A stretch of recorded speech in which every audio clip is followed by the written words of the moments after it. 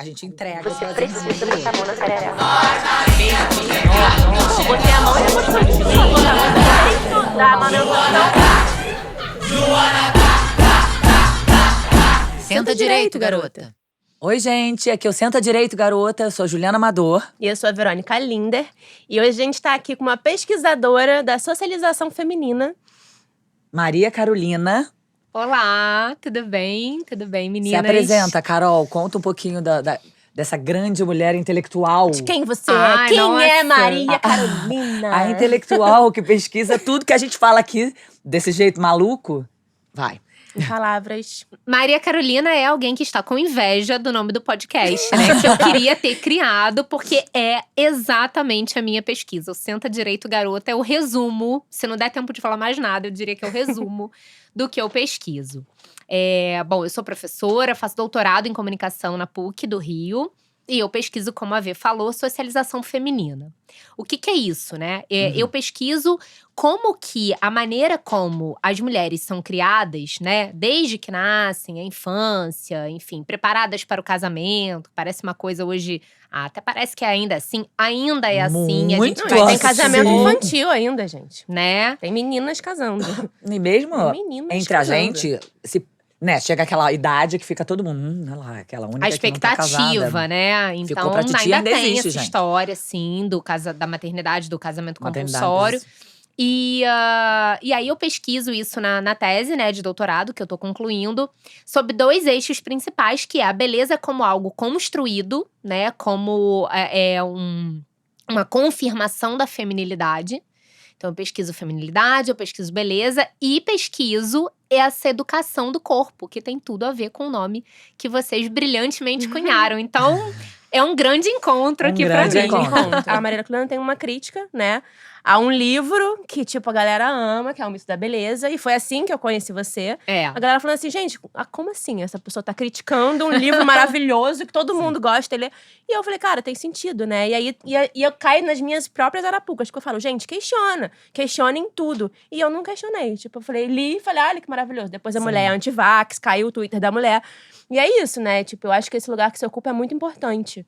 E estar ali ainda compartilhando o que você tá estudando, né? Essa coisa do mito da beleza é muito difícil mesmo a gente criticar. É um argumento que eu uso, né? Quando eu compreendo que as pessoas fiquem enervadas, Sim. né? Com a crítica. Porque é muito difícil a gente perceber que tem algo errado com algo que conversa com a gente.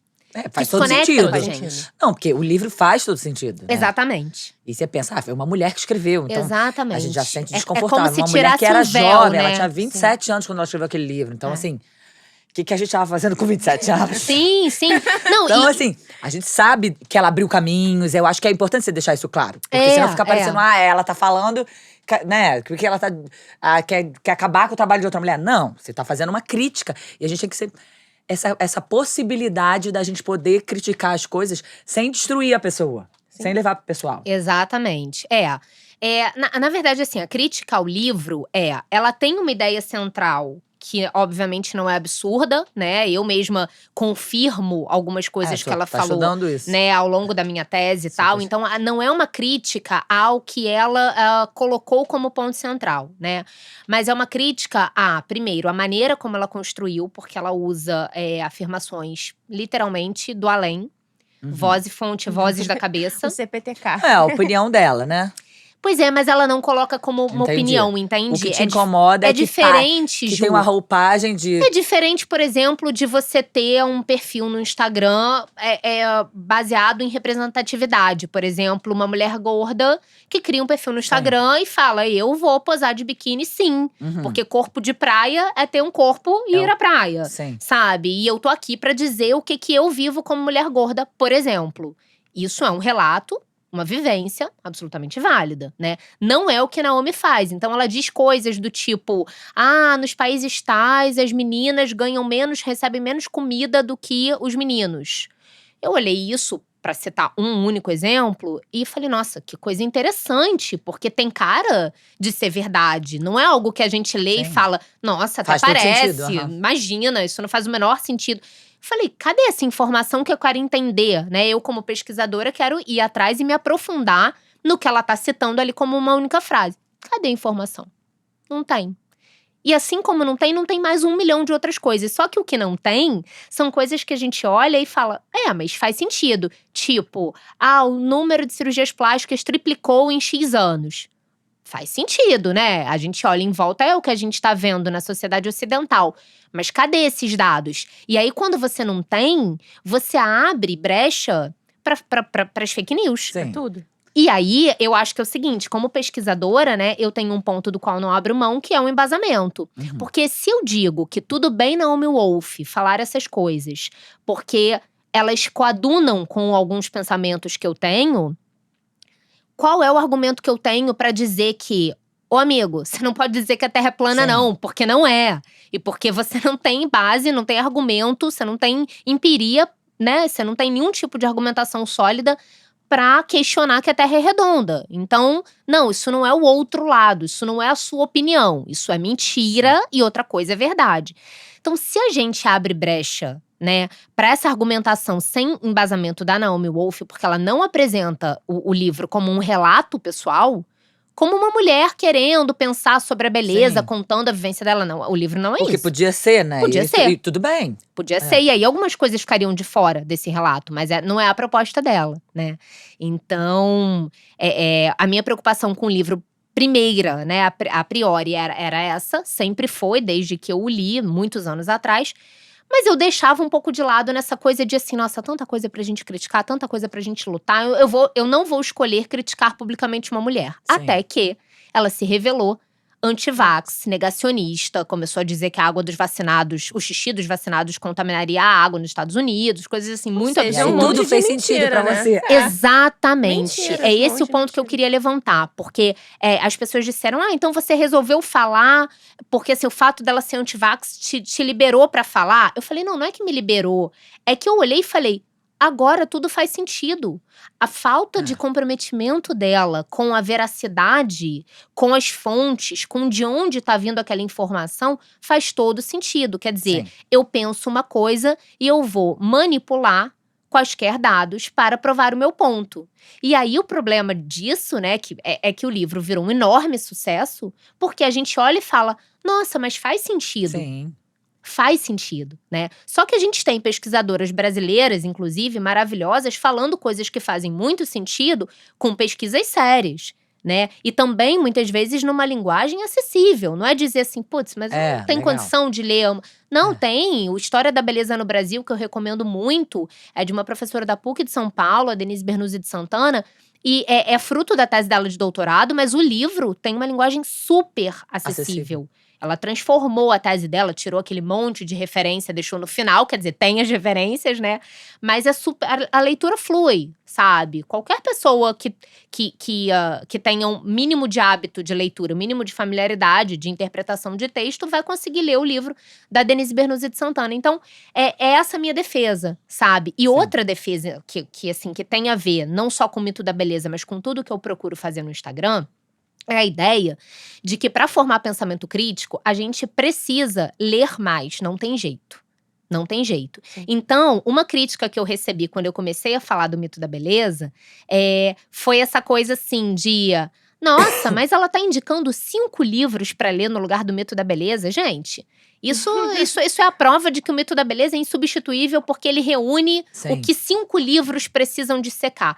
Para mim é o contrário. Né? Se a gente tem um livro como Bíblia, um livro como uma coisa que deve ser seguida sem ser questionada, isso é ruim, isso não é bom, né? Se eu te digo que tem 5 livros que você poderia ler, não é que tem que ler, né? Ninguém tem que, mas 5 livros que você poderia ou deveria ler para formar uma opinião, né, embasada a partir de 5 perspectivas diferentes, isso é formar pensamento crítico. Claro. Mas a gente não tá habituada nem no âmbito da educação formal, né? E aí eu não tô nem falando de quem não tem acesso à educação formal, que é a maioria. Mesmo quem tem educação formal, a gente não está acostumado a pensar. E muito menos questionar. Não, e com esse negócio da influência, é assim, a fulana pensa assim, então eu penso igual a ela. Pois é. Né? Então, assim, o pensamento crítico, ele vai pelo ralo. Não, se a fulana está de um lado, eu estou também. Eu gosto dela. Se não sei quem está de um lado, eu estou do outro, né? Então, assim, a política da internet, ela é complicada porque ela reflete muito a falta de educação mesmo, né? E Isso é muito curioso, porque normalmente as pessoas me mandam às vezes algumas postagens pedindo minha opinião e eu falo, bem, eu concordo com tal parte, eu discordo de tal parte, eu tenho que pesquisar melhor sobre tal parte. É isso. Uma pesquisadora sentada com a gente, que medo. Carol, mas conta um pouquinho dessa que você tá fazendo agora, dessa sua pesquisa, dessa coisa da socialização, do comportamento. A gente falou aqui, que eu achei legal, que você relembrou o tempo da vovó, da Socila. De como as mulheres são socializadas a sentar, a se comportar. Eu também acho legal a gente trazer pra cá, que você fez um post que eu e Verônica compartilhamos, que é sobre a internação das mulheres. Pra deixar elas dóceis. A lobotomia. A lobotomia é impressionante, que as mulheres… Isso é um relato, isso é um dado, a gente não tá inventando isso, gente. É a pesquisa de uma historiadora, Elisa Toledo. Embora faça sentido pra gente, a gente não está inventando. As mulheres sofriam muito mais lobotomia do que os homens, né, durante as internações. Lobotomia é o quê? É cortar um pedaço do cérebro, um pedaço ali que parece que tem mais a ver com… Não sou da área de saúde, né, mas segundo a pesquisa da Elisa Toledo, que é historiadora, tem a ver com algumas coisas de acionar agressividade, então… É tipo o choque que você dava no hospital. Mas é um corte, eu acho que é uma coisa cirúrgica. É um corte, eu acho. No cérebro. De repente é uma coisa mais até grave do que o choque. Porque acho que sim, mais definitiva, talvez, não sei dizer. Que deixa a pessoa assim. Mas é uma intervenção cirúrgica no cérebro. Isso eu posso dizer. E é ok fazer. Não, mas era ok. Não, assim, legalmente… Era, né? A pesquisa dela é dos anos 1950. Era. E aí ela pesquisa, na verdade, um lugar específico em São Paulo, né? Não pesquisa o Brasil todo, obviamente. Mas ela constata coisas como homens que estavam internados na mesma clínica e que tinham episódios muito latentes de agressividade, chegando a atacar outras pessoas dentro da clínica, não eram submetidos. Né? E as mulheres eram submetidas porque estavam lá, sei lá, porque a família queria que se casassem com alguém e elas não queriam. Então… Coitada da Helena, gente. Então, é porque a gente recebeu, não sei se a gente viu, a gente recebeu aqui a Helena, que foi internada, isso em 2019. Misericórdia. Pelo então marido, quando ela pediu a separação. Então foi muito interessante, porque a gente estava vivendo essa coisa aqui, né? A gente estava aqui, esse episódio. Não, a gente estava aqui, Helena apareceu, contou a história pra gente, a gente ficou… Como assim ainda internam pessoas? E logo depois mulheres, né? Veio o seu post, então assim, fez muito sentido pra gente. E foi isso, ela foi uma internação involuntária, claro que ele tinha um apoio da família dela, que é uma família mega abusiva, né? São um monte de coisas, nunca é uma coisa única. Mas a Helena cultura, é muito… Né? Assim como você a parte intelectual do programa do Senta Direito Garota, a Helena é a persona do… Entendeu? Ela é aquela mulher que foi socializada pra falar calma, pra ser educada, pra estar ao lado. Então, até passando por um absurdo desse, ela… Né? Tipo, ela está ali. E foi parar nesse lugar. Muito foda. Pra gente ver que não tem jeito, né? Assim, não tem jeito. Você sendo mulher, você vai passar por você violências. Tá em risco o tempo inteiro. Por você violências tem camadas, múltiplas, né? Na verdade, é uma camada. São várias camadas de violência desde várias camadas de violência. Esses dias eu até fiquei bastante indignada com uma reportagem que eu li e que dizia… Era da advogada de algumas vítimas do João de Deus. Aquele homem horroroso. Sim. E ela dizia… Na verdade, assim, achei que também a Manchete se aproveitou um pouco da fala dela, porque não era bem isso o cerne da entrevista que ela concedeu, mas o fato é que ela disse sim, que se as mulheres fossem ricas, os problemas acabariam. Então, defendendo a autonomia financeira. Que é, claro, um pilar para você ter a possibilidade de escolher, né? Porque se você tem que escolher um casamento ou a fome, você não tem escolha, por exemplo, né? Mas isso não isenta em absoluto, né? Então é claro que as violências das mulheres… Principalmente no caso do João de Deus, que tem outras… Principalmente nesse caso. Sua mãe tava com uma doença, você foi lá pedir a cura da tua mãe. Você pode ser rica. Exatamente. Você vai ser abusada. Exatamente.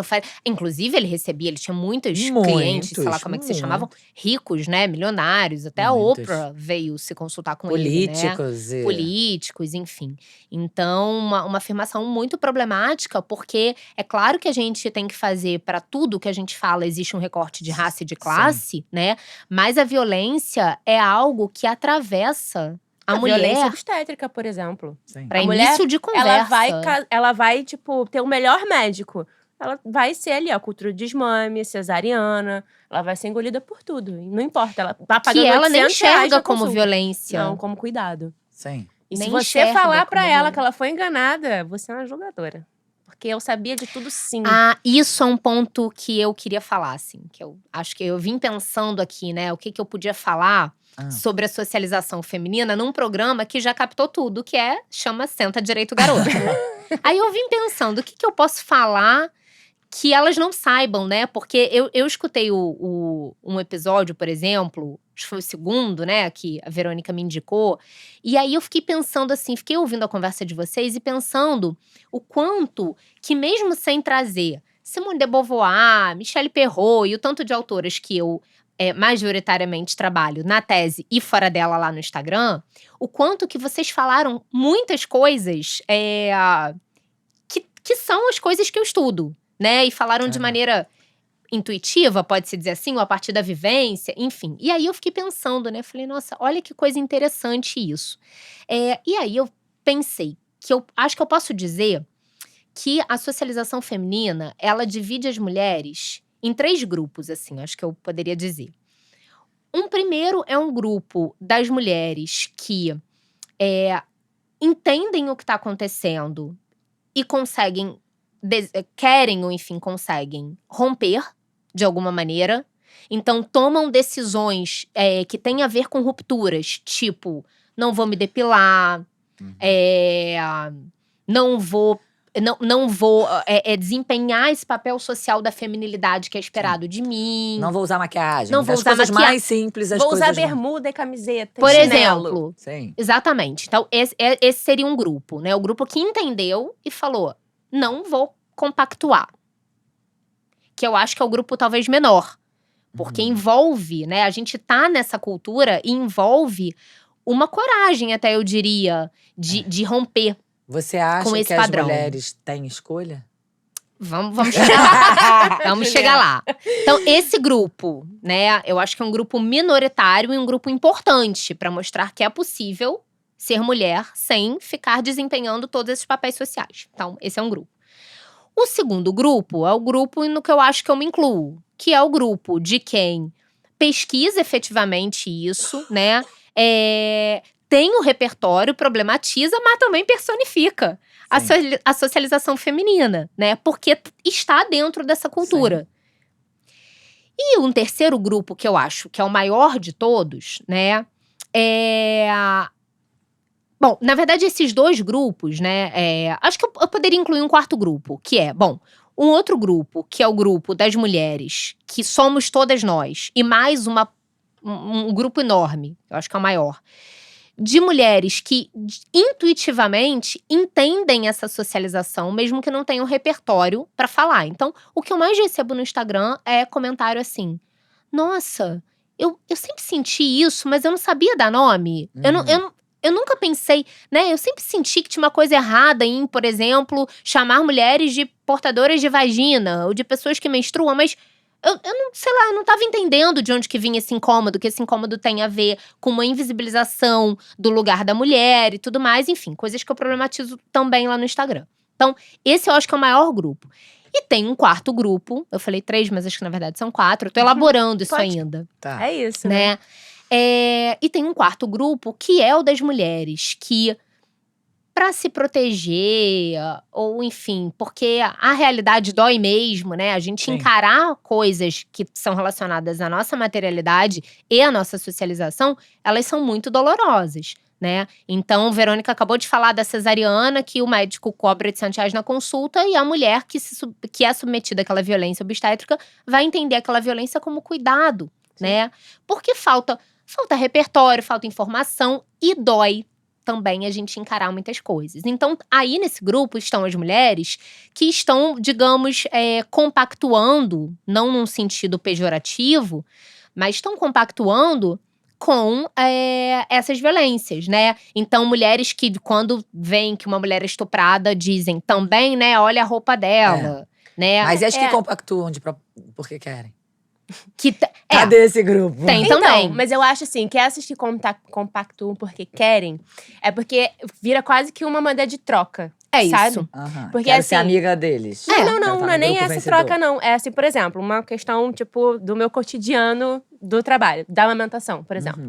Eu tô lá falando, mamadeira é ruim. Mamadeira é ruim, chupeta é ruim.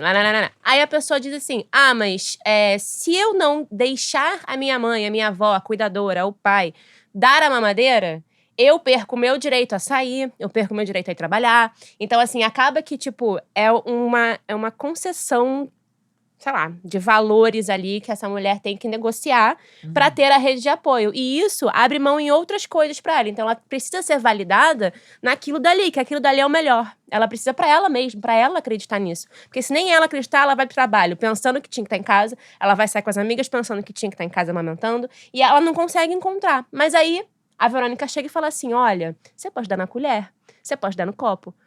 Mas a minha rede de apoio não vai querer. Porque, assim, pra rede de apoio fazer uma coisa boa pra ela e pra aquela criança, é muita coisa, né? Tipo, aquilo virar, mas eu tenho que aprender uma coisa pra te ajudar. Então, tipo, esse lugar dessa mulher que sabe, mas não quer, é porque ela não consegue, ela não tem quem apoie. E aí, quando fala, mas é preciso um vilarejo pra criar uma criança.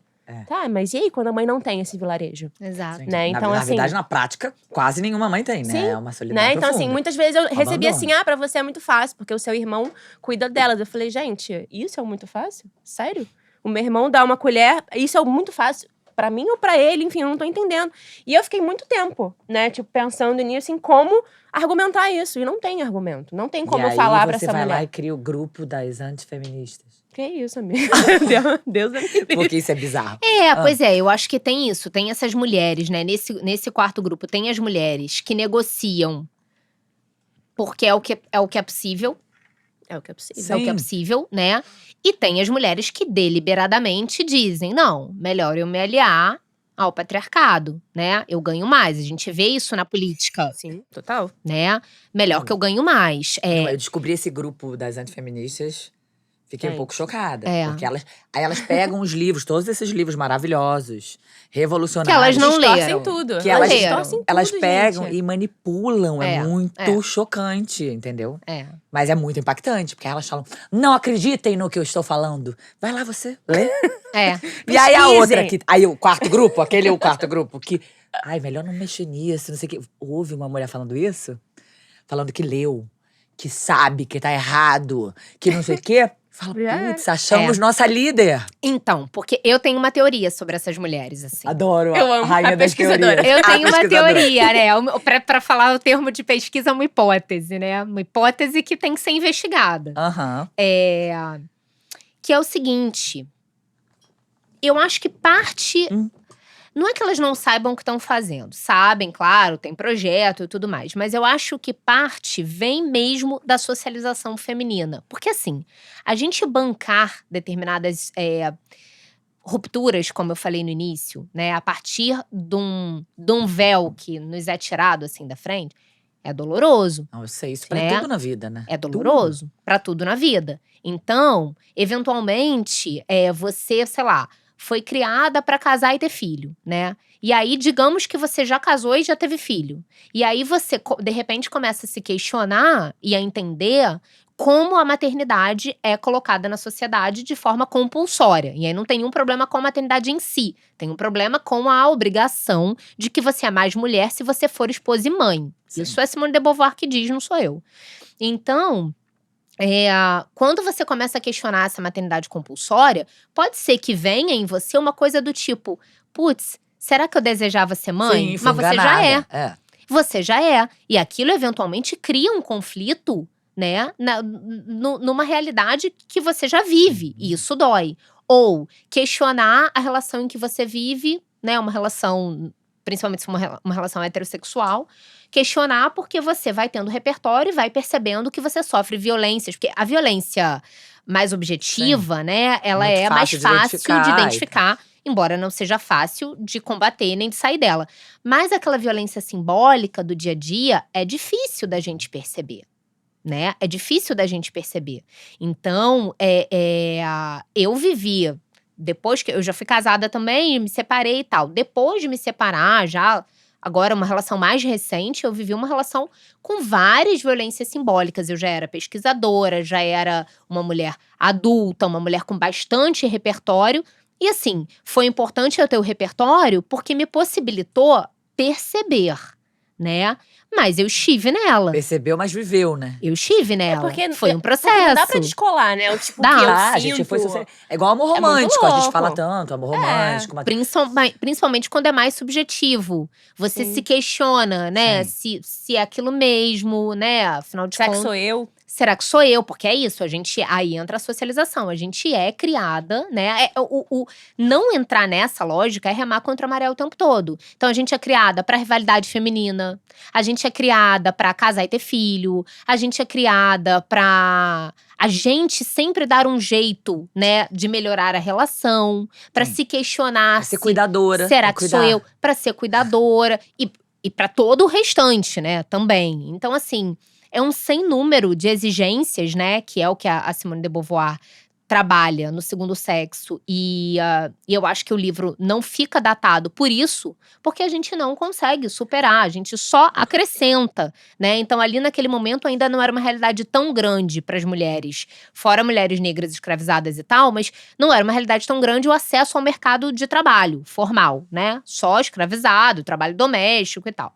Mas não era uma realidade tão grande. Então, a partir do momento que passa a ser, você não rompe com problemas anteriores, né? Você só acrescenta. Então, a mulher passa a ir ao mercado de trabalho, mas ela continua tendo as obrigações dentro de casa, né? Aumentou mais uma jornada. Pois porque no final das contas, as mulheres passam a ocupar o espaço público, mas os homens não ocupam o espaço privado.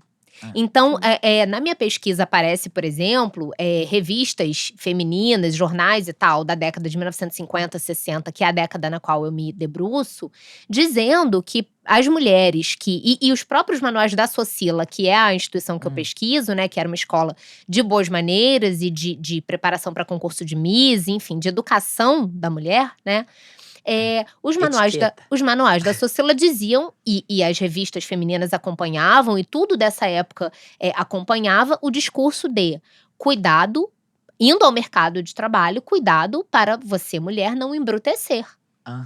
Porque trabalho fora de casa… Tem que mandar esse manual da Socila pra gente. Trabalho fora de casa era coisa de homem. Gente, é muito louco, Então, né? se você vai ao mercado de trabalho, cuidado para não embrutecer nem desprezar os do lar. Né? Tinha isso. Então, a mulher ela só vai ganhando acumulando funções. E o principal é que ela nunca pode deixar de desempenhar esse papel da feminilidade, né? Que é atravessado pela maneira como se veste, como se senta, daí o senta direito garota, né? Que é uma frase que tá no imaginário de todas nós, muito. né? Agora, o que eu acho que essa galera do antifeminismo, que eu comecei a falar e dei uma volta… o que essa galera do antifeminismo, onde elas ganham… Eu acho que é o seguinte,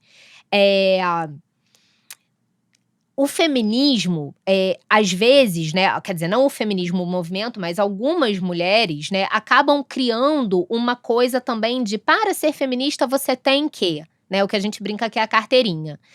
E a gente tem pessoas, mulheres mais esclarecidas, com repertório, com acesso, né, às informações, à educação, à possibilidade de problematizar, né. E a gente tem um sem número de mulheres que não tem nada disso e vai pegando uma coisa ou outra. E aí essas mulheres fazem perguntas como… Mas do momento que eu entendo que a beleza é algo construído ao longo do tempo em favor do capitalismo, para que a mulher consuma, isso acaba aprisionando a gente em algumas coisas. No momento que eu entendo isso, o que eu faço? Eu recebo mensagem de mulheres que trabalham com coisas relacionadas à estética, tipo maquiadora e tal, e falam, eu tenho que deixar meu trabalho de lado para ser feminista? É uma pergunta que existe. Sim. E aí eu acho que essas antifeministas, elas conseguem cooptar um pouco nesse discurso. Sim. Ou, por exemplo, a feminista quer destruir a família. A gente não quer destruir a família, a gente só quer que você possa escolher formar uma família. Ou formar uma família de uma maneira… baseada no respeito, na verdade, Não, né? na família tradicional Não, na família tradicional brasileira. Eu sempre falo isso, porque assim, o tal que internou Helena, ele a frase dele era: a família é a coisa mais importante da Você vê minha como vida. é que linguagem importa? Que é uma outra discussão muito. que eu faço. Sim. Linguagem Muito. importa, porque aí você é convencida de o que é família.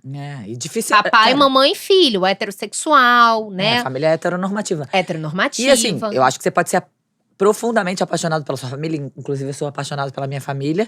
E questionar tudo. Questionar. E Exatamente. E não se submeter a um monte de coisa. É que nem, por exemplo, o caso da Urashi, né? Que vamos fazer fofoca nesse programa. Não, eu acho que é um caso muito emblemático pra mim, assim. Explica olhando, direito, amiga. né? Porque nossas ouvintes não dormiram com a gente hoje. Não dormiram. Né? A Andressa, né, era uma profissional do sexo. Beleza, enfim, barará. Ela era real oficial? Sim, o nome dela como profissional do Era uma sexo garota de era programa. Imola. Isso, Imola.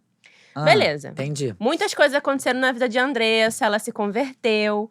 Foi lá pra Universal, enfim, doou 2 milhões dela que ela tinha. Que personagem. Amiga, doou tudo. Daqui a pouco é série da Netflix. Se revoltou, falou: isso aqui não serve pra mim, me devolve meus 2 milhões. Devolve meus 2 milhões, Duvido que eu fui que Igreja enganada. Universal tenha devolvido 2 Amiga, milhões. quero meu dinheiro de volta. Não devolveram. Mas a Andressa já tava ali casando e tal. Eu não sei quem é a pessoa, o marido lá, enfim. Enfim, a Andressa foi lá e engravidou. Engravidou do marido. Inclusive, antes de falar que tava grávida, ela fez vários posts, stories falando o quanto era bom ser submissa, o quanto ela amava o marido dela, o quanto aquela relação era, tipo, ótima pra vida, enfim, né? Tipo, eu acho que até comparando, né, com a vida dela antes daquela relação, né? Sim. E o quanto ela estava sendo, tipo, privilegiada por viver esse amor. Se sentindo cuidada, né? Sim. Não, Porque, de repente, aquela mulher tava numa situação de vulnerabilidade tão grande pela sociedade inteira, que você vê que como o problema é de todos, né? Sim. Porque ela tava num lugar de tão abandono, e talvez, por isso, quem sou eu pra problematizar, tenha virado uma garota de programa, que, de repente, um babaca que casou porque com ele ela… é, amiga, porque ele é. Tá cuidando faz o dela. mínimo. E é isso. E aí ela faz uns stories. Pois Amiga, é, não, desculpa te interromper, Vê, mas é que eu acho que é exatamente nesse gancho, né, que esses discursos antifeministas se criam. Sim, que é de exato. assim, tá vendo? As feministas acham que você não pode se casar.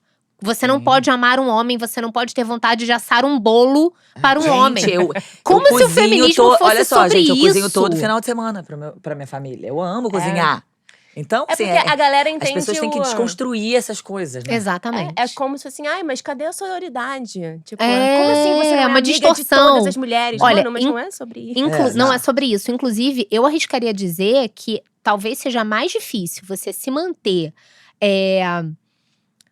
eu não vou dizer alerta, porque pode soar como uma coisa negativa, mas atenta. Sim. Você se manter atenta, sendo feminista, casada com um homem, se relacionando com um homem, do que optando, por exemplo, em não se relacionar com um homem. Às vezes eu acho que é mais difícil, porque você fica ali… É mais difícil, é meio…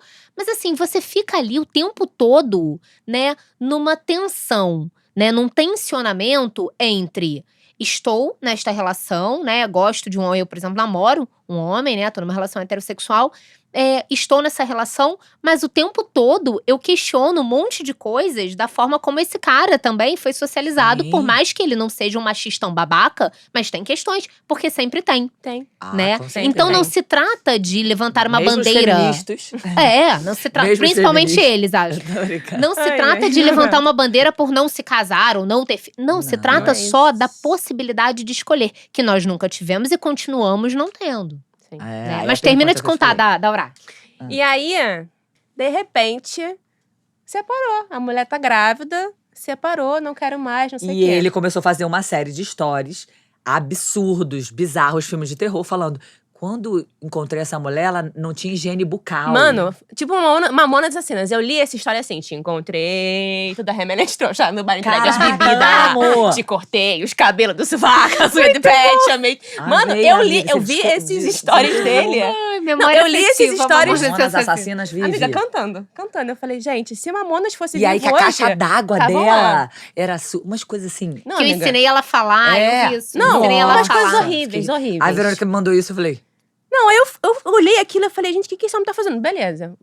A Imola voltou, ela postou uma foto dela, os peitão dela. A Imola voltou, Urashi tá fazendo um programa grávida.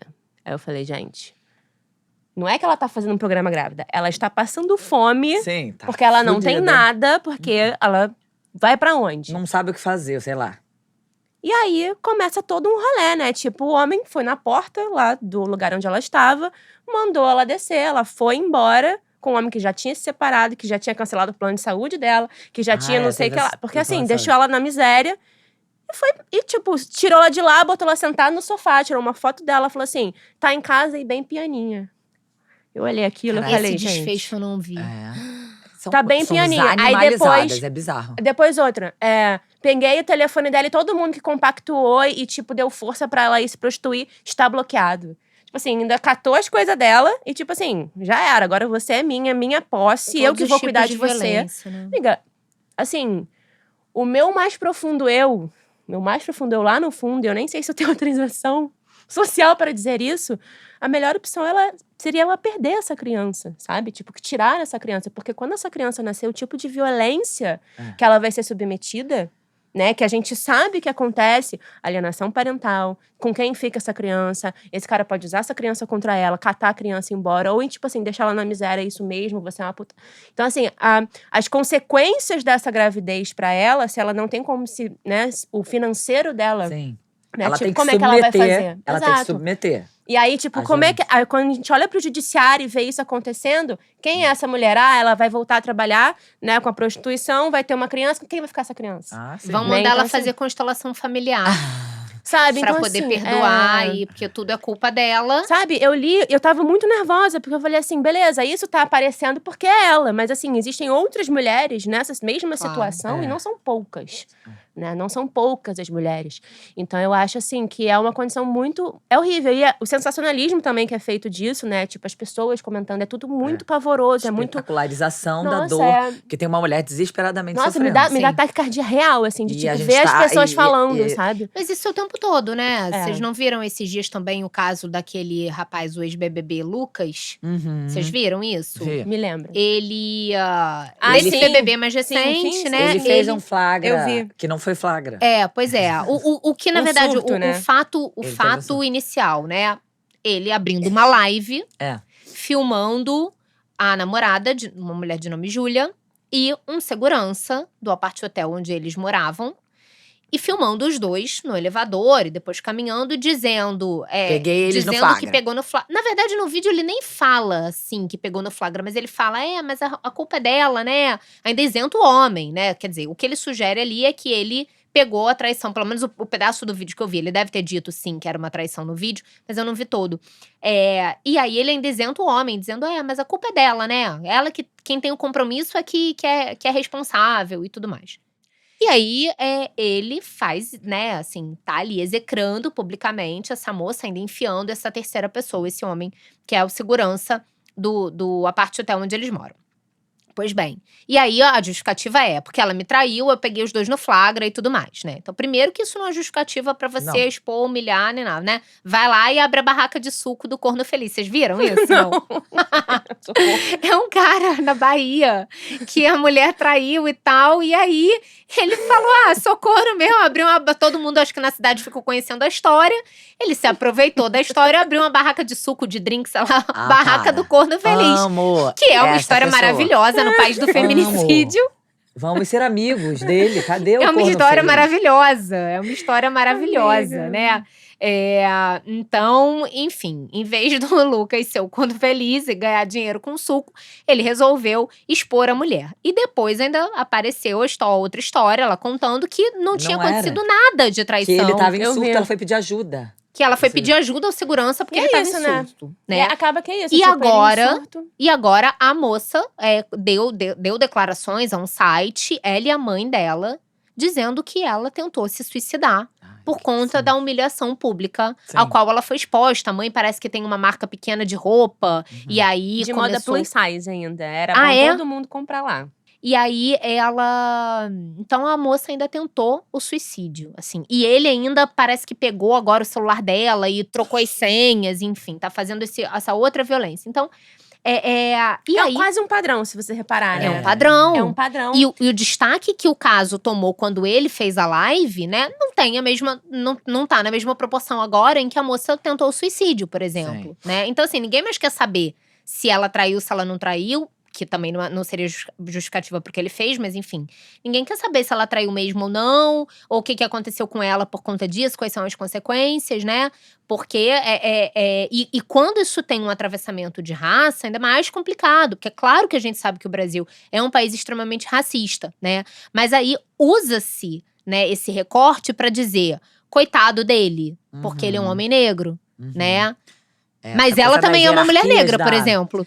E ninguém tá pensando na raça no caso dela. Por que será? Né? Por que será? Porque com certeza ela tá vestida de algum jeito. Ou ela falou alguma coisa que não devia. Também, né? Ela foi pedir ajuda. Que loucura. Porra, que loucura. Ela foi pedir ajuda a uma pessoa que tava em surto. Nossa. Muito louco. E aí, Ju, eu acho que você me fez uma pergunta antes, né? De se as mulheres têm escolha. Eu acho que esse caso da André Surak e da Júlia, né? Eles levam a gente a pensar o seguinte. É claro que são casos muito extremos, né? Muito extremos. Mas eu acho que é muito complicado a gente falar em escolha quando a gente já tem questões, né? Que estão definidas e decididas por nós desde que a gente nasce com a vulva no meio das pernas, né? De países que têm infanticídio porque nasceu mulher, né? Casamento infantil, etc. Como a Verônica bem lembrou. E a gente tem todas as outras questões que nos atravessam via socialização. Então, desde casos mais extremos, como esses, né? De violências que ficam muito evidentes, até casos como… ou casos de sei lá, mulher que vai fazer… foto, vídeo no OnlyFans, né? Uma coisa que virou uma coisa de pornografia. E aí ela diz, mas é porque eu me sinto bem. Eu me sinto bem com o meu corpo, eu me sinto desejada. E aí você vai problematizar. Primeiro que muitas vezes está numa situação financeira calamitosa, né? E tem um pesquisador brasileiro, chama Ricardo Antunes, que ele pesquisa a questão dessas falácias, né? De empreendedorismo, do neoliberalismo e tal. E ele diz, né? Não se tem escolha quando a alternativa é a fome, né? Ele não tem um recorte de sexo aí, mas acho que no caso das mulheres a gente pode intensificar, né, essa problematização. Então, o que eu procuro pensar é que desde os casos mais extremos até casos em que tem muitas nuances, tipo fetiche, que é algo que eu problematizo, né? E não pra gente ter uma visão moralista sobre, mas pra gente pensar. Se a gente vai lá na Simone de Beauvoir e entende que as mulheres têm um problema com seus corpos, desde a primeira menstruação, por exemplo, um problema com sua sexualidade, né? Desde a primeira menstruação. E as mulheres, quer dizer, o homem, né, quando entra na puberdade, ele é encorajado, sim, né? Estimulado. Quer dizer, quando a criança nasce, tem aquela coisa… Já cansei de visitar filhas e filhos de amigos em maternidade. E quando é um bebê do sexo masculino, olha, o negócio dele é roxo. E esse aqui vai ter pau grande. Gente, isso é absolutamente normalizado. Enquanto o que a mulher nasce no meio das pernas é a pepequinha, né? Periquita, sempre um nome fofo, né? Sempre um nome fofo. Então, começa aí, depois vem pra essa questão da menstruação, que… Eu acho que tem uma parte antes que eu gosto muito, que é que você fala daquele pediatra que falava em manipular. Eu acho que é um… Qual que é? A gente falei disso num programa nosso, já falou. que ele é um pediatra bem famoso, legal, né? Um cara interessante, bom pediatra. E ele, uma vez, num debate sobre fazer ou não, tirar a pelezinha do pênis, ele falou que ele era contra, que era pra deixar naturalmente. E que o menino ia começar a manipular, e que isso ia ser muito bom, que ia ser natural. E eu perguntei pra ele, imagina se ele falaria que que a menina vai começar a manipular a vulva e vai ser muito bom. Será que ele falaria isso nas redes sociais dele? Difícil de imaginar. Né? Muito difícil de imaginar. imaginar. Acho que não falaria, porque a gente abate muito aqui na questão do prazer, né? O menino, ele é muito estimulado a ter prazer. Porque ele se toca desde sempre, entendeu? Desde que o pediatra fala pra ele pegar no… Entendeu? Naturaliza. Naturaliza seu filho pegando no pau dele. Gente, naturalmente, pra tirar a pelinha. Agora, Quero ver o pediatra falar, naturaliza sua filha porque vai machucar enfiando a mão vai machucar, na vulva dela, entendeu? E aí, muito pra foda. você sentir prazer, você tem que se conhecer. E é o ciclo. Não, exatamente. E assim, é claro que eu vou falar aqui meio que pensando numa linha do tempo, mas… Óbvio que eu vou deixar…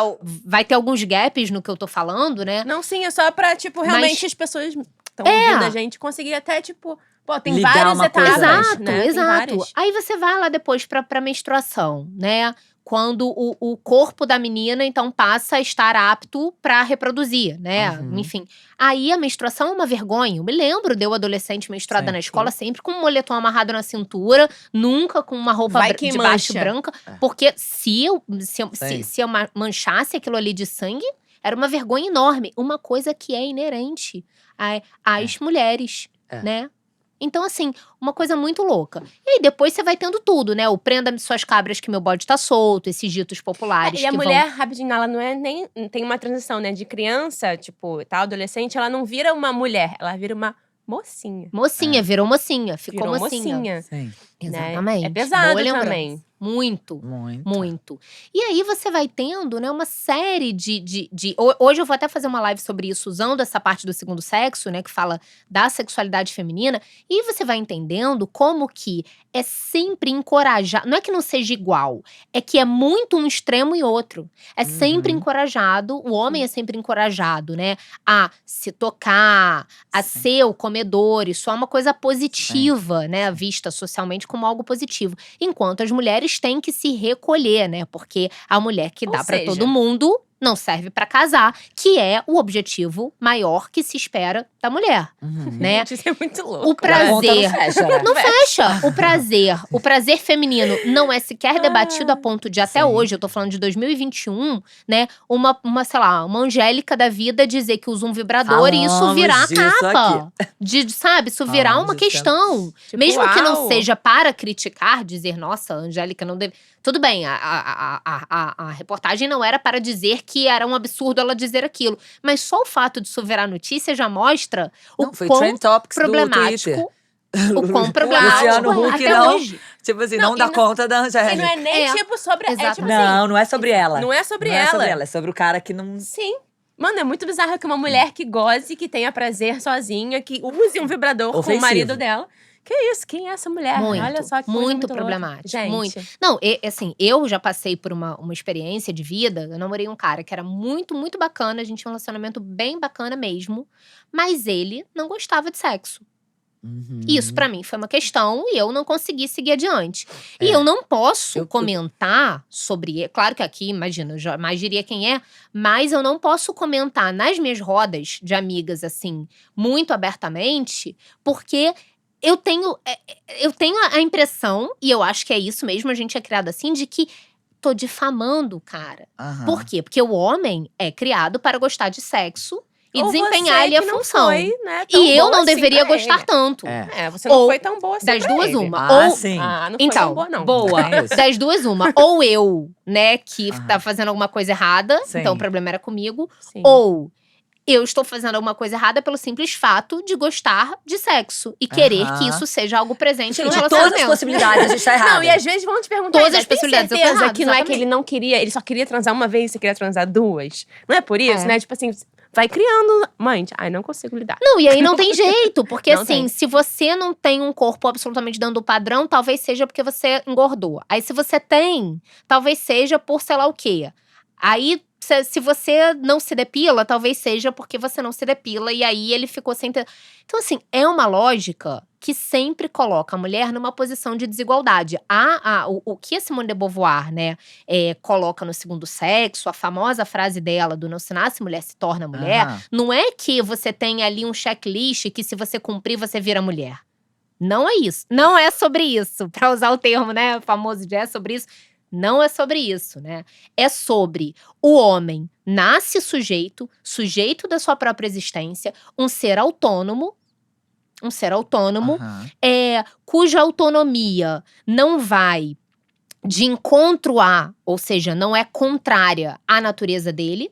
Então, ele é estimulado a experimentar o próprio corpo, seja subindo em árvore, seja não precisando domesticar esse corpo no Senta Direito, Garoto. Sim. Né? Não seja usando roupas e salto alto e coisas que o apertem e o deixem numa permanente situação de desconforto, como acontece com as mulheres. Não furam a orelha quando nasce. Não furam a orelha quando nasce. Assim, os exemplos são inúmeros. E já a mulher, não. A mulher, tá, gente? Ela não vai se tornar mulher dependendo… Ela nasce mulher. Mas ela vai confirmar a feminilidade dela, ou seja, ela ser mais mulher ou menos mulher, a partir do desempenho do papel social da feminilidade, que é sentando direito, garota, que é usando brinco, que é se casando, sendo mãe, sendo passiva, usando maquiagem. A Simone de Beauvoir diz que a passividade é condição feminina.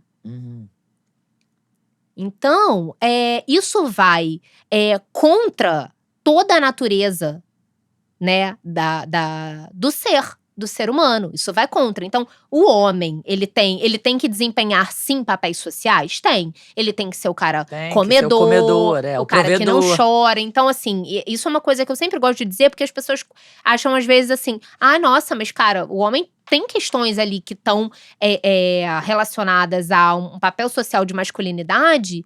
Que é tóxica também. Que é tóxica também. Mas a questão elas são em menor número, porque esse ser sujeito do homem, ele não é condicionado a ir de uma maneira contrária, oposta à natureza dele, na maioria das vezes.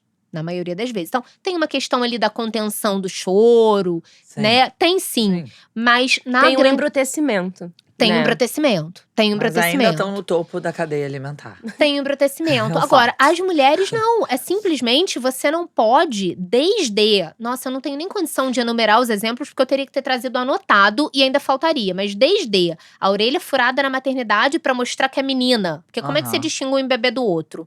Meninas vestem rosa, meninos vestem azul.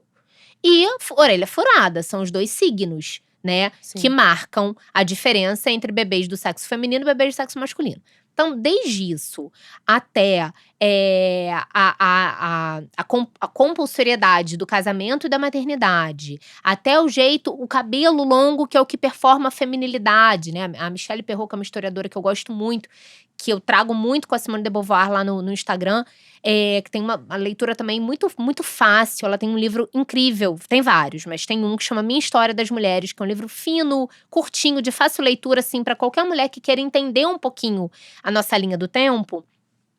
Ela fala dos cabelos como signo da feminilidade, dos cabelos longos, né? Dos cabelos longos. Então, e aí a gente tem, nessa coisa intuitiva, né, da socialização, a gente tem, sei lá, homens não querendo que suas parceiras cortem o cabelo. Sim. Isso eu vivi uma relação, gente. Eu vivi 7 anos numa relação.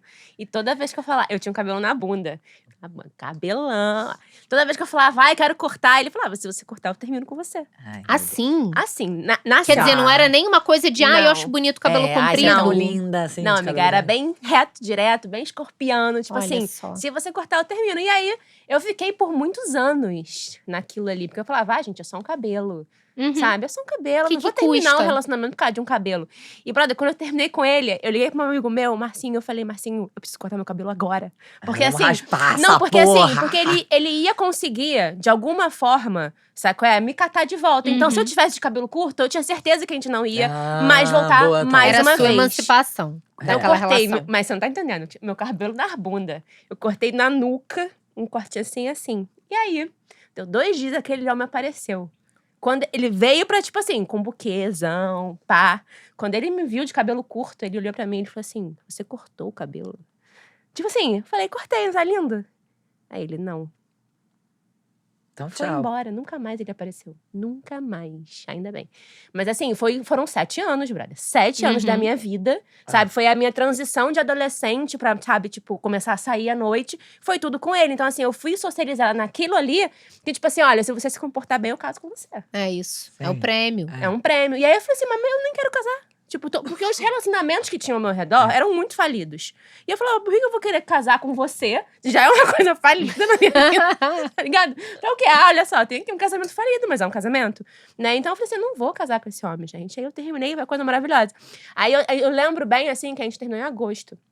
Em outubro ele me ligou. Dia das Crianças. Ele, eu queria conversar com você e tal. Eu falei, amigo, o que aconteceu? Porque ele jogava um jogo, né, de videogame. Falei, e ele botava o nome das bonecas do jogo com o meu nome. Verônica Linder, senhorita VV, VV Linder. Gente, sério. Uma coisa muito bizarra. E aí eu falei, na hora eu tava com o Marcinho, eu olhei, eu falei assim, é o Júnior. É ele, Verônica, eu já sei o que aconteceu. Eu falei, o que ela? Ele, a boneca do seu jogo dele, morreu. E ele te procurou. Eu falei, então tá, então entendi. Mas aí, enfim, né, nunca mais a gente falamos. Eu comecei a cortar cada vez mais curto o meu cabelo, sabe? Tipo, raspei a cabeça porque eu falei, cara, não. Sabe qual é? Tipo, a maior domesticação, assim, que eu vi em mim. Eu nunca quis ter cabelo grande, mas eu tinha por causa daquilo ali. Eu achava minha avó linda. Minha avó tinha um cabelo super curtinho, sabe? Tipo, maravilhoso. E eu não. E eu não, porque, tipo, ele falava, mas o seu rosto é muito redondo. Você fica com cara de bola de basquete. E aquilo me deprimia. Amiga, consultor de estética. Amiga, se eu te mostrar, você vai falar assim, Verônica, o meu pai falava, Verônica, por que você namora com um ratinho? Tomara que ele nunca escute isso, eu nunca tinha dito isso pra ele, mas foda-se também. O ratinho manda uma mensagem dizendo que amei seu podcast. Você e Juliana Amador arrasam. Aconteceu, mas não foi ele. Enfim, mas eu acho que é isso, né? Tipo, as camadas da socialização, elas são muito diferentes. Tipo, eu contar isso pra uma mulher que, tipo, de repente apanhou, vai falar assim, porra, desculpa, mas isso aí nem é violência. E pra mim foi uma mega violência. Não, E por muito tempo eu achava que, tipo assim, beleza, então… Não, é difícil saber identificar essas violências mais sutis. É muito difícil. Ainda mais nova, né? E essa, a teoria, né, que eu gosto sempre de trazer, vocês já perceberam, e lá no Instagram, sobretudo, é muito no seguinte sentido. A grande maioria das coisas que a gente tá discutindo, vocês veem que eu trago uma teoria e vocês falam, nossa, é isso, e trazem um exemplo e tudo mais, porque… Na verdade, o que eu acho da utilidade da teoria não é pra gente querer que todo mundo entenda a teoria e tal. Mas mas é que elas nos ajudam a entender as coisas que a gente intuitivamente sabe, percebe, mas não sabe dar nome. E aí fica achando que é só com a gente também. Claro. Né? Então, essa coisa dos cabelos, assim, em qualquer lugar que eu problematize isso, as pessoas têm uma história pra contar. Né? Então, é muito característico, né, das relações, essa questão do cabelo como feminilidade e tal. E aí eu acho muito interessante dizer, olha, não é só você, não é só comigo, né? Tem gente que pesquisou ou que pesquisa isso tá aqui, né, documentado, argumentado como uma questão que permeia a vida das mulheres, por exemplo, né? Então, o meu objetivo lá no Instagram, trazendo a Beauvoir, a Perrault e tantas outras, é muito mostrar que tem mulheres que pensaram ou pensam essas coisas que a gente acha, que a gente sente, mas não consegue dar muito nome. Sim. E aí eu acho que você tem uma possibilidade de unidade que ajuda a gente a entender que essas questões são coletivas. Claro. Que a gente não muda individualmente. Então, que tudo bem a Verônica ter sentido que pra ela era uma metáfora. Nem era uma metáfora, era uma coisa literal. Do rompimento dela era ela romper com o cabelo longo, né? Do rompimento dela com aquela relação que, de alguma maneira, era violenta. Sim, né? Sim. Mas, então, tudo bem. Que bom que ela possa tomar essa decisão, né? Mas o feminismo não é sobre isso.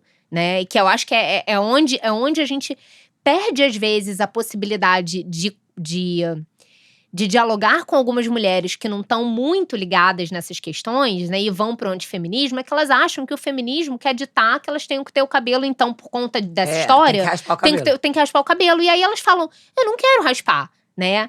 E aí, entender essas brechas e essas negociações é muito importante, né? Eu brinquei no início, assim, quem tá só ouvindo a gente não tá vendo, né, com imagem. Eu brinquei no início que eu personifico a socialização feminina, né? Mas eu entendo de onde vem. Então, eu tenho os cabelos longos, eu sou uma mulher magra. Sim. Aí, tô falando do que eu escolho, né? Mas, além disso, eu sou uma mulher branca. Eu me visto de um jeito que que tem bastante a ver com o estereótipo da feminilidade, né? Mas eu entendo de onde vem tudo isso. E com algumas coisas, depois que você entende, você passa a querer romper sim. Outras não, porque aí vem um outro conceito que eu gosto de falar, né? De novo, para mostrar que isso é uma coisa coletiva, não é individual, que é o conceito de coerção social. Quando a gente está em sociedade, é muito difícil que a vontade individual se sobreponha ao que é o coletivo. Então, um exemplo que eu sempre gosto de dar sobre isso em relação à feminilidade é: você viaja para um lugar em que fazer as unhas não é uma questão, você não faz as unhas. Mas quando você volta para o Brasil, se você já não é uma mulher que já rompeu com isso, ou que quer romper, enfim, você volta, a primeira coisa que você sente vontade é fazer as unhas. Porque aqui é feio não fazer as unhas. É uma coisa muito… E que atravessa todas as classes, isso. Não, isso acontece muito com a maternidade, né? Tipo, nossa, não tenho tempo pra fazer uma unha depois que eu virei mãe. Não tenho tempo pra lavar o meu cabelo. Tipo, o mínimo, né? Que seria o mínimo da feminilidade, você não consegue fazer. Pois é. Sim, a maternidade, né, acabou. É o estrangulamento final, assim. Você não é mais feminina, você não é mais uma mulher, você é mãe. Né? Eu acho que existe um lugar aí muito esquisito. Sim. Que as mulheres passam de formas muito diferentes, né? E a sociedade tá só socando mesmo. É isso. Porque é isso, né? Tipo, no cu, sem lubrificante, sem camisinha, e tá todo mundo enfiando sem alça. Sem alça. É. Sem alça. E vira uma desumanização, né, dessa mulher. Né? Então, assim, ela acaba… Quem é essa mulher, né? Porque ela não tem mais a vida de antes, agora tem uma criança que não deixa nem ela fazer unha. Olha só, ela não consegue mais. Né? Então, eu acho que atribuem muito, né? Tipo, a feminilidade, tipo, com ser mulher. E aí, depois, essa mãe revoltadíssima. Porque essa mulher fica revoltada. Porque ela não consegue nem exercer o direito dela. E aí, vai ficar eternamente culpada também. Porque esse lugar da escolha, né? Não é um lugar permitido à mulher. Não é. Então, por isso que eu te fiz essa pergunta. Porque, assim… Eu ainda acho que… Por isso que eu não acredito na escolha, entendeu? Porque, assim, não, eu também depilar, não depilar. Você pode começar a tentar educar o seu olhar. Pra não olhar mais aquele pelo e sentir nojo. Porque a nossa geração foi ensinada a sentir nojo. Isso. É muito profundo. É bem violento. Uma história. É bem violento. Você vai educando e aí, de repente… Você tá tomando banho, não está depilada e não sente mais… Ai, que nojo da minha buceta, da minha perereca peluda. Pô, até que é bonita. Mesmo peluda, ela tá legal. Ela é bonita. Sim. Mas é um remar contra a maré. Não, mesmo assim… Calma que eu não terminou. Mesmo assim… Se você vai à praia com seu… Entendeu? Então, assim… Essa escolha, mas é o individual. Então, é a coerção social. É o individual que não se sobrepõe ao que é coletivo. Se você vai à praia com as suas amigas a vida inteira, você se sente desajustado se você não tiver. Não, sabe o que vai acontecer? Se você não tiver depilada, você tem que ir preparada para explicar. Ou lidar com olhares. Lidar com olhares e explicar a sua decisão. Porque ela não é a decisão que se espera. Então você tá pode de uma coisa até… pequena, né? Mas é que é simbólica e que é muito impactante na vida de toda mulher. Vá preparada pra lidar com os olhares e pra se justificar. Então, né? assim, como uma mulher que decide não ser mãe também, né? Pensamos junto. Isso, gente. Ela tem que dizer, ela tem que explicar o tempo inteiro, reiteradamente, que não tem nada de errado com ela. Talvez… Será que ela escolheu mesmo? Ou será uma que boa ela pergunta. virou mãe… Porque ela não suportava mais ser desajustada. Por isso que eu realmente não acredito nessa escolha. Nem pensou sobre, né? Nem pensou. Foi no fluxo. Foi no fluxo. Porque o que se espera é isso, né? E isso não tem nada a ver com não amar os filhos. Porque aí também tem uma outra… Essa confusão, né? Você questionar a maternidade compulsória não tem nada a ver com dizer que… Então você quer ser mãe, Carol? Eu não sei ainda. Eu ainda não tomei essa decisão. Eu nem tomei uma decisão de não quero de jeito nenhum. Então, sei lá, começa um relacionamento, eu vou informar que eu não quero. Muito bom. Mas, e também não é uma coisa que… Haja o que houver, serei mãe. Se eu tiver que fazer uma produção independente, enfim, adotar, seja quais forem as possibilidades, serei mãe, mesmo que seja uma decisão só minha. Então, não é nenhuma coisa nem outra, né? Mas não quis, por exemplo, congelar óvulo. Não quis entrar nessa lógica do… Vou me garantir aqui, caso eu deseje. 37. Congelar óvulo? Amiga, o quê? Depois dos 35, assim…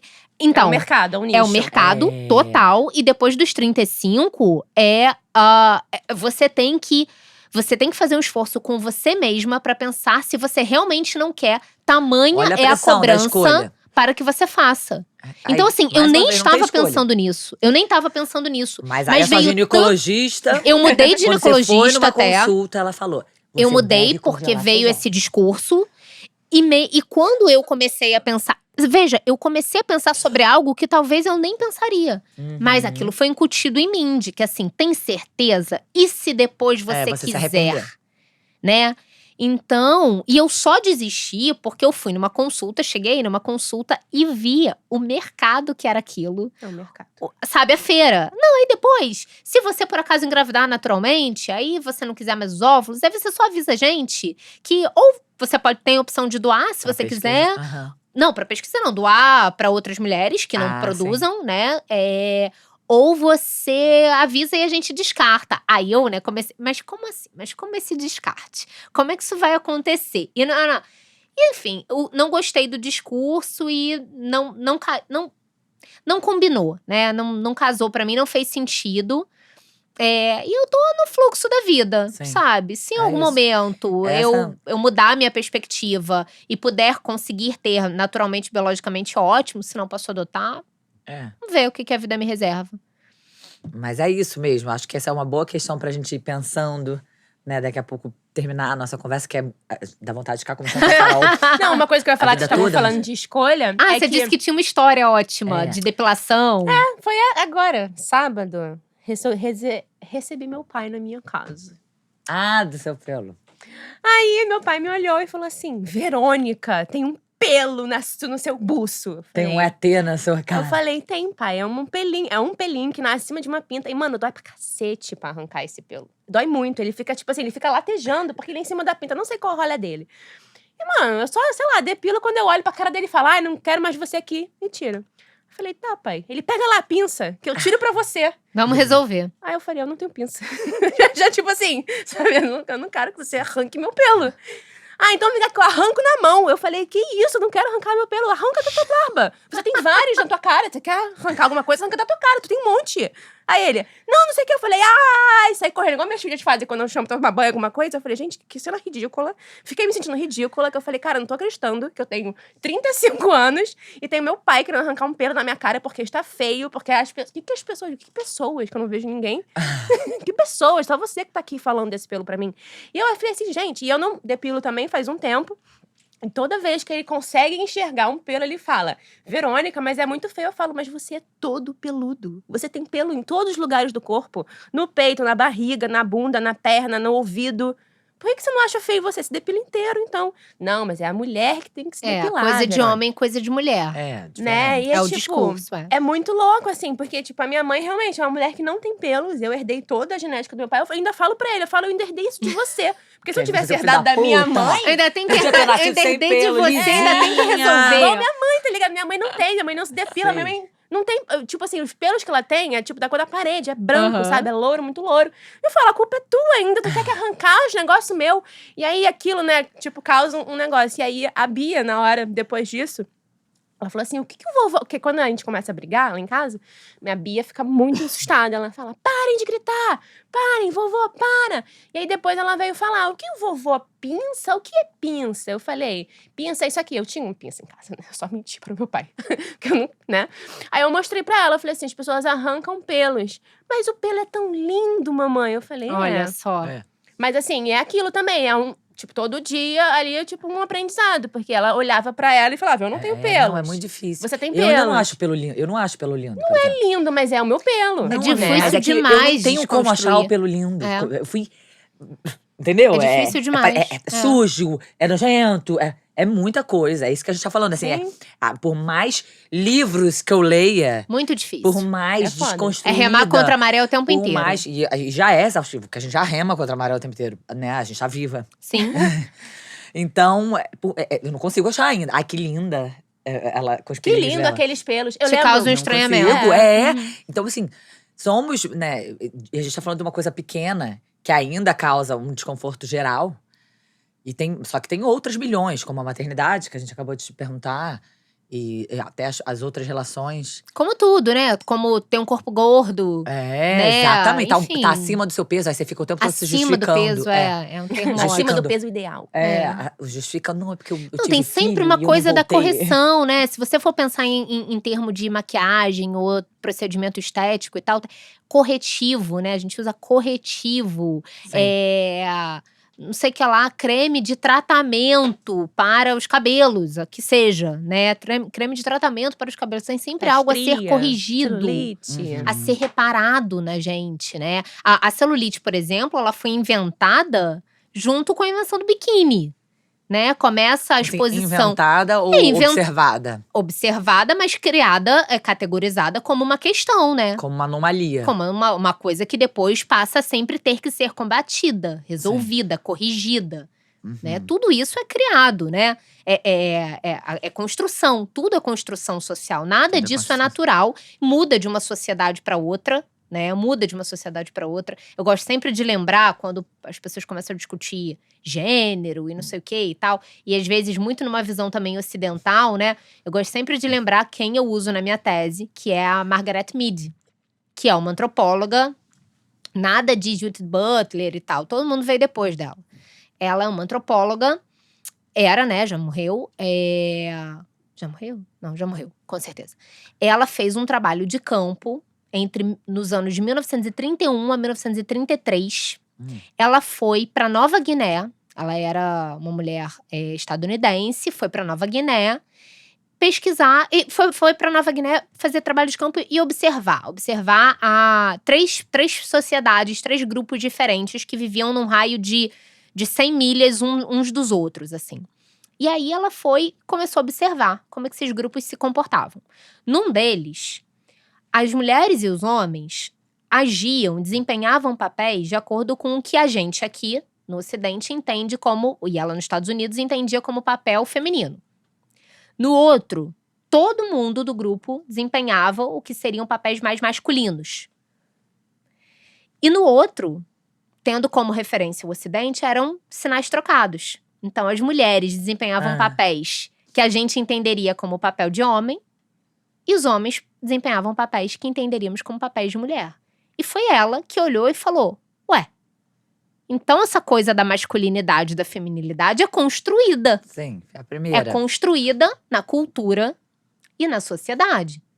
Ela não é inata, né? Então, devemos a Margaret Mead cunhar… Eu não sei se eu posso dizer que ela cunhou a expressão gêneros, mas desta maneira, né, relacionada à masculinidade e à feminilidade, foi ela que observou na década de 1930. Inclusive, o trabalho dela foi um trabalho muito importante na coisa da ascensão do nazismo, quer dizer, contra, né?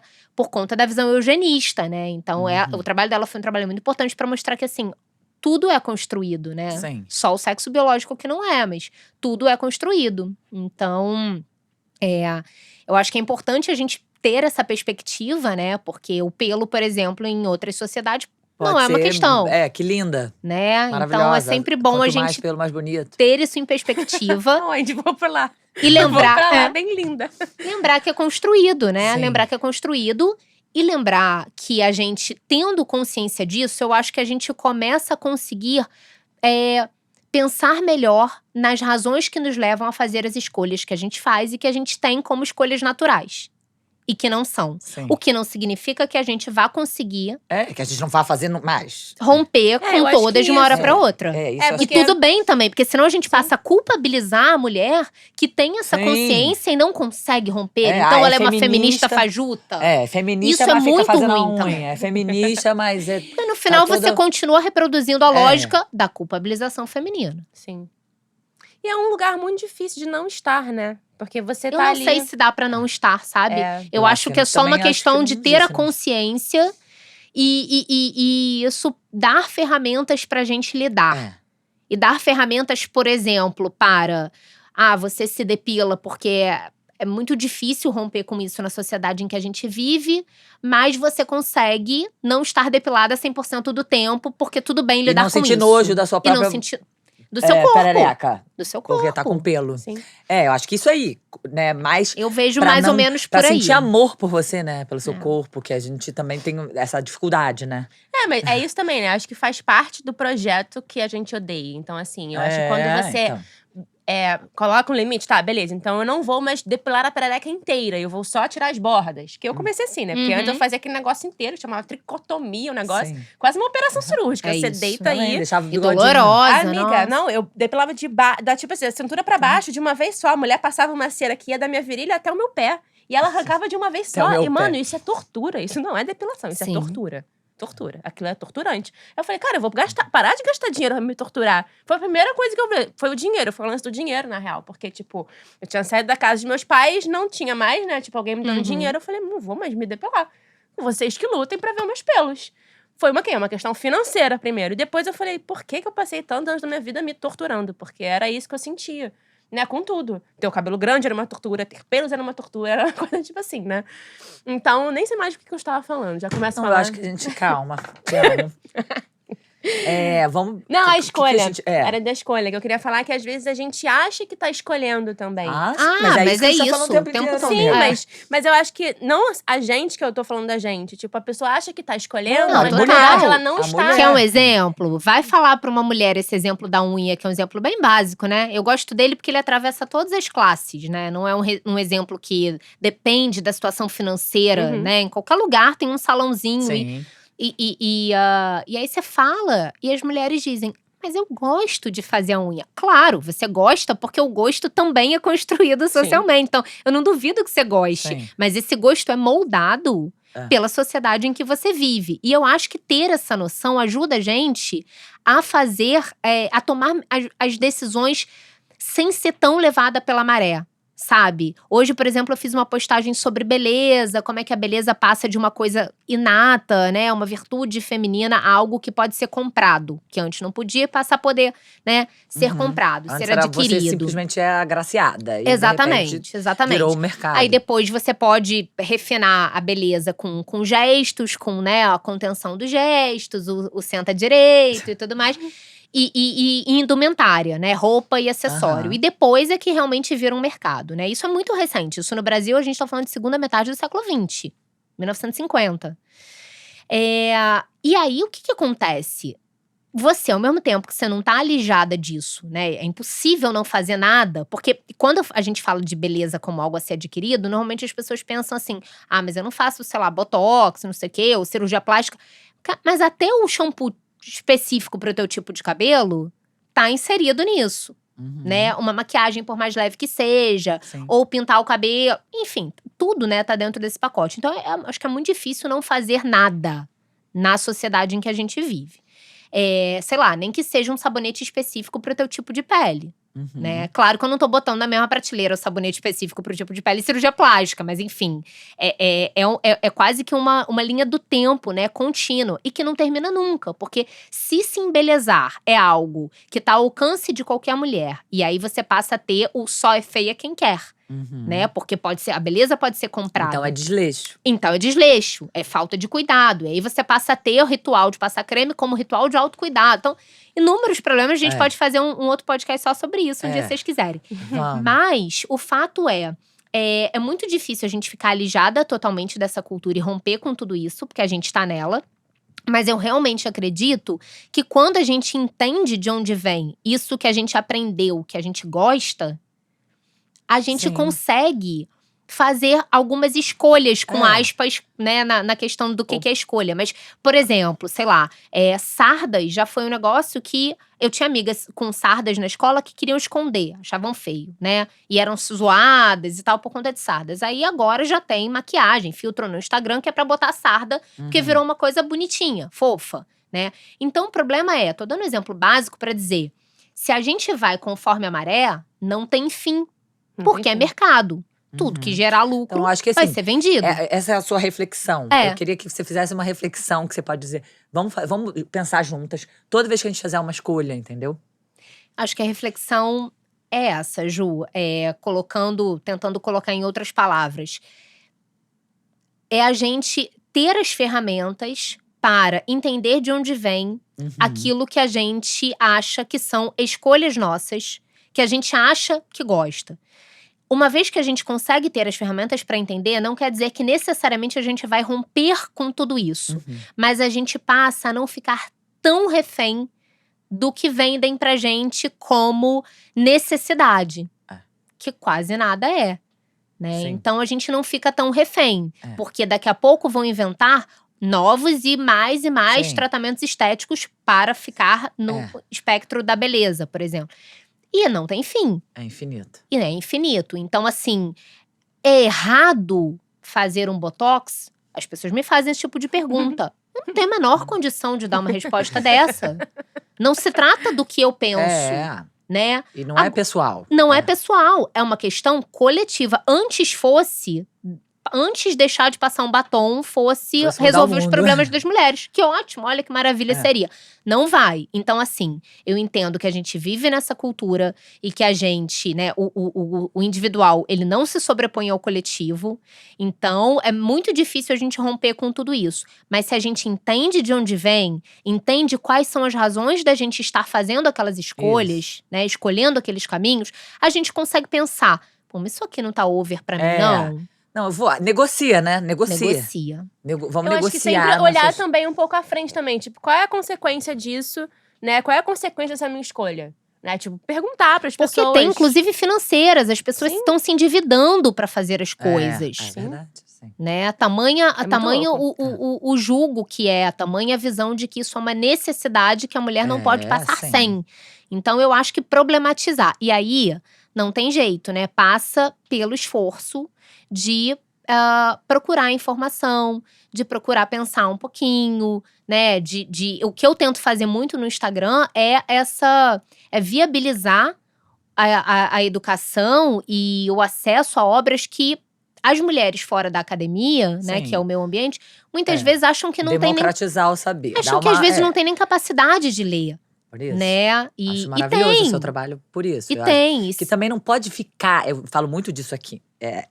Esse papo muito acadêmico, entendeu? Não. Porque senão nem fica eu só… aguento, imagina. Né? Não, é super interessante, é cabeça, mas não é só sobre isso, né? A gente precisa sair da bolha. Então, tem uma frase muito boa, até esses dias estava falando disso, né? Que eu sempre repeti muito, eu queria muito retificar essa minha frase. Então vamos acabar o programa sendo… Qual é a frase? Retificada! Olha a expectativa. Não, é porque as pessoas… Sei lá, acho que foi o Steve Jobs, enfim, que falou que informação é poder. E aí, eu sempre falei muito isso, né? Informação é poder, se você tiver informação, você consegue lamentar e blá, blá, blá, blá, blá, blá. Só que informação só é poder se você sabe qual é a fonte dessa informação.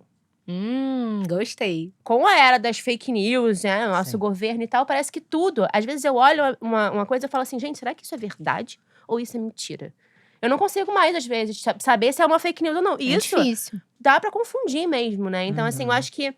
Eu notei isso ontem, porque eu voltei pro Twitter.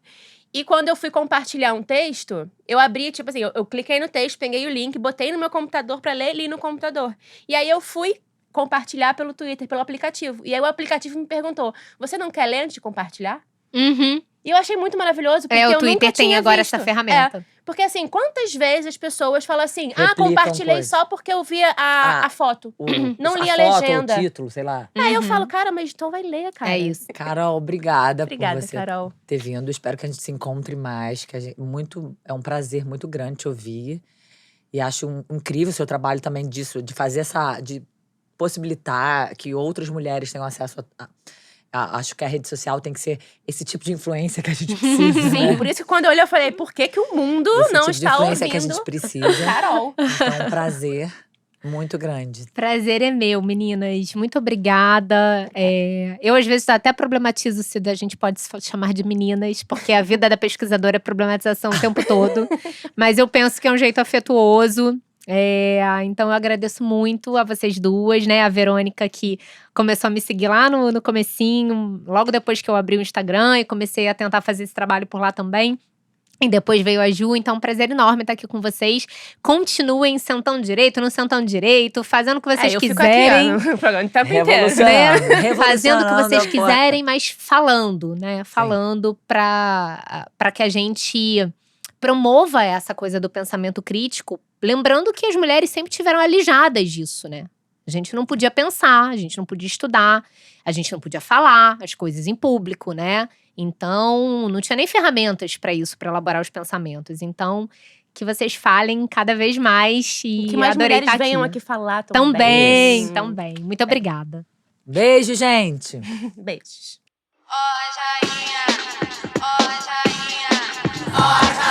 Do pecado tão chegando. Joana, Senta direito, garota.